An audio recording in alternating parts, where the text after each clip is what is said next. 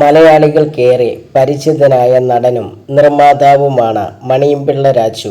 1976 പുറത്തിറങ്ങിയ മോഹിനിയാട്ടം എന്ന സിനിമയിലൂടെയാണ് അദ്ദേഹം തന്റെ സിനിമാ കരിയർ ആരംഭിക്കുന്നത്. കഴിഞ്ഞ 49 വർഷം കൊണ്ട് 400-ലേറെ സിനിമകളിൽ അഭിനയിക്കാനും 13 സിനിമകൾ നിർമ്മിക്കാനും നടന് സാധിച്ചിട്ടുണ്ട്. താൻ പ്രൊഡ്യൂസ് ചെയ്തതിൽ ഏറ്റവും പ്രിയപ്പെട്ട ചിത്രങ്ങൾ ഏതാണെന്ന ചോദ്യത്തിന് മറുപടി പറയുകയാണ് മണിയമ്പിള്ള രാജു ഇപ്പോൾ. സില്ലി മാംഗോസ് മീഡിയയോട് സംസാരിക്കുകയായിരുന്നു അദ്ദേഹം.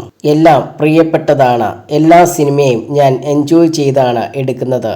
പക്ഷെ എന്നെ സംബന്ധിച്ച് ഒരു വ്യത്യസ്തമായ വെബ് ലൈറ്റിൽ ഞാൻ വർക്ക് ചെയ്ത സിനിമയാണ് അനന്തഭദ്രം. സന്തോഷ് ശിവൻ എന്ന മാന്ത്രികൻ ചെയ്ത സിനിമയാണത്.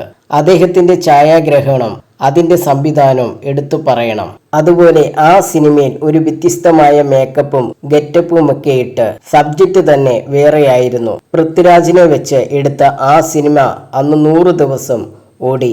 അതുപോലെ പൃഥ്വിരാജിനെ വെച്ച് ഞാൻ എടുത്ത പാവാടയും 100 ദിവസം ഓടി. മണിയമ്പിള്ള രാജു പറഞ്ഞു.